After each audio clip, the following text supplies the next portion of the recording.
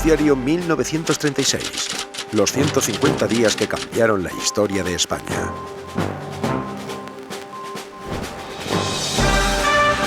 Noticiario independiente de la tarde. Desde nuestros estudios de la calle Antonio Maura de Madrid.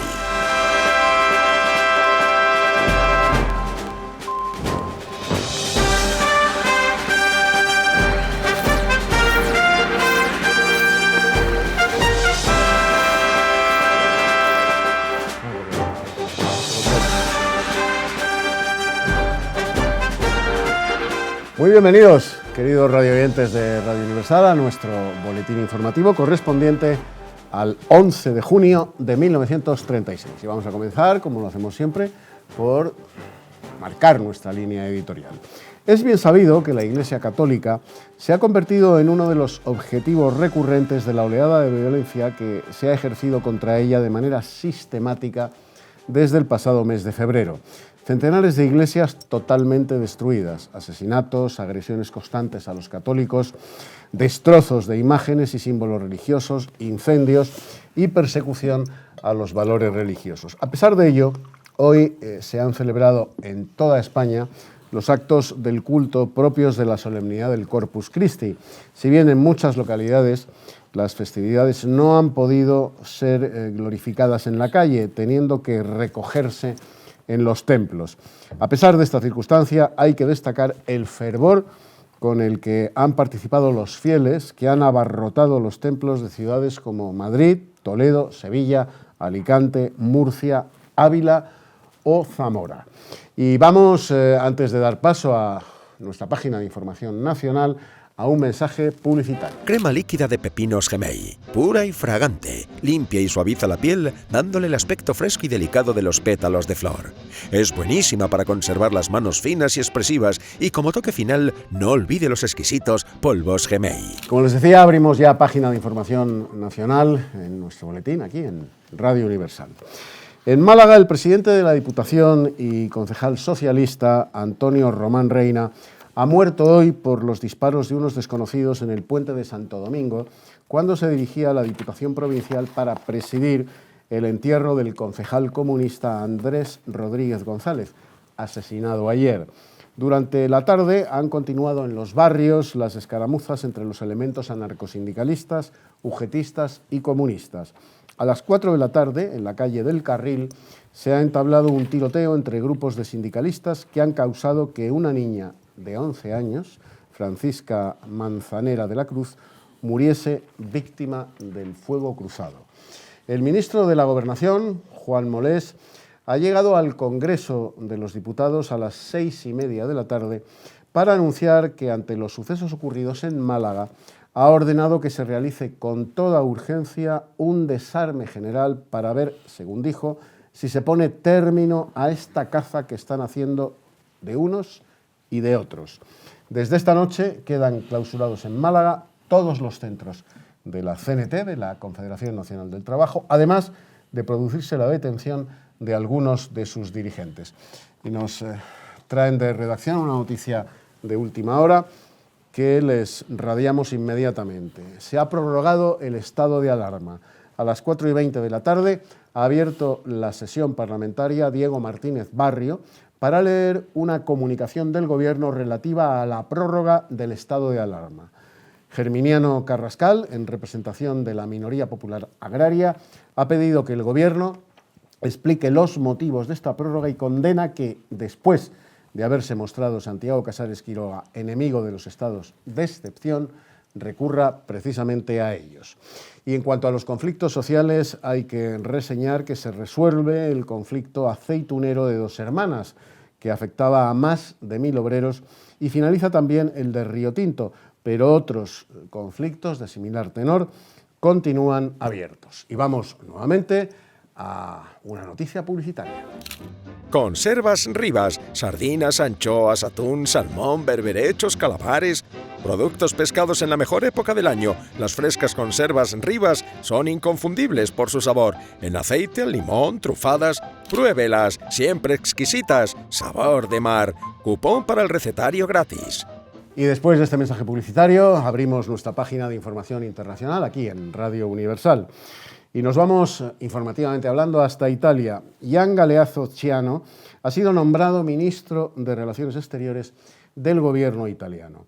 El nuevo cargo, un cargo del conde Ciano, especialista en cuestiones de Extremo Oriente, se interpreta como un acercamiento al Japón y el nombramiento del señor Bastianina como un acercamiento a Alemania y Polonia. Nos traen también de redacción noticias de última hora sobre la actualidad.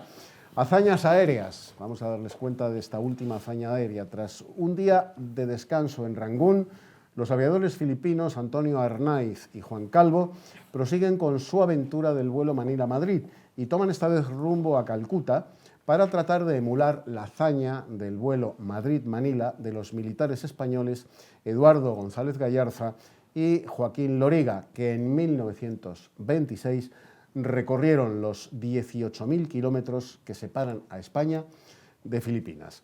Y en cuanto al mundo del espectáculo, tenemos que reseñar que está de luto el mundo de las artes. Llora la muerte de la gran actriz Carmen Moragas, que ha fallecido a las 2 de la tarde en su domicilio de la capital de España, de Madrid. Y nos vamos a despedir hoy, queridos oyentes, dedicando nuestra melodía musical a la memoria de esta gran actriz recientemente fallecida, que ha sido Carmen Ruiz Moragas.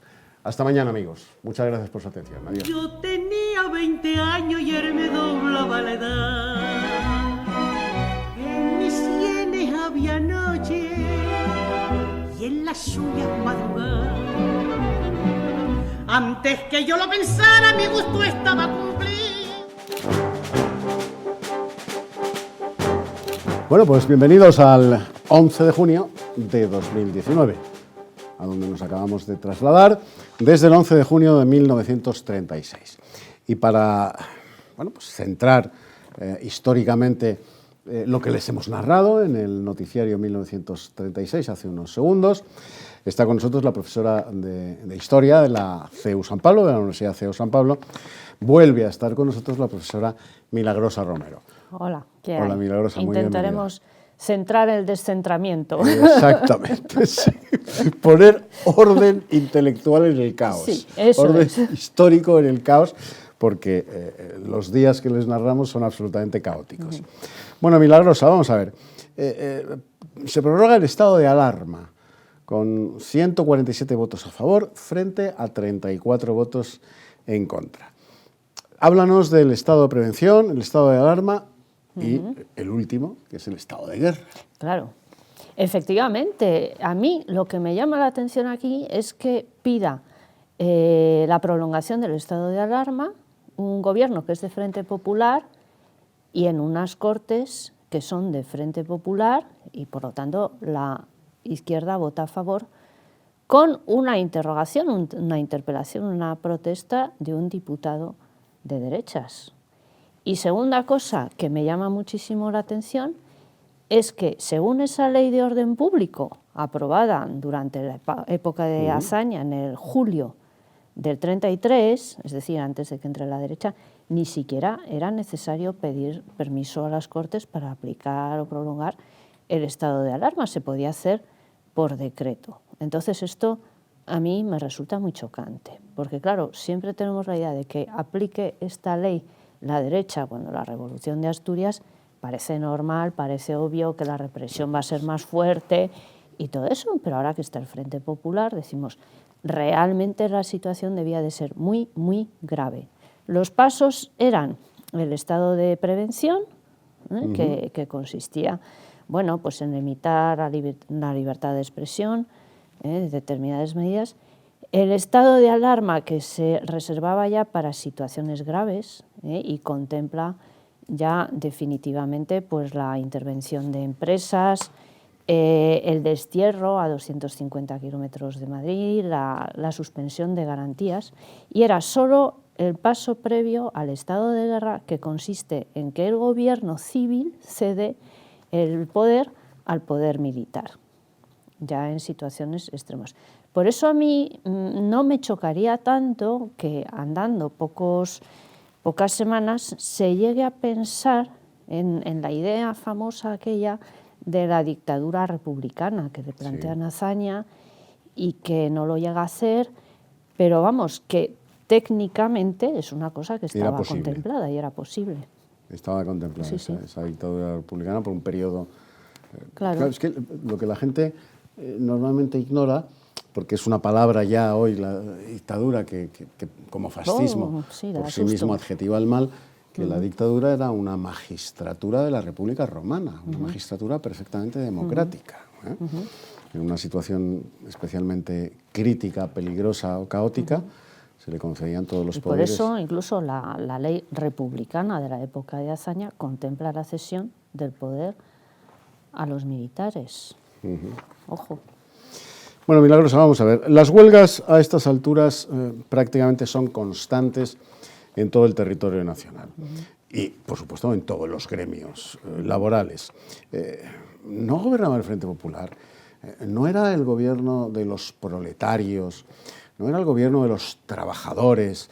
¿No era el gobierno que iba a liberar a los trabajadores españoles de las seculares cadenas de la derecha y de la injusticia social?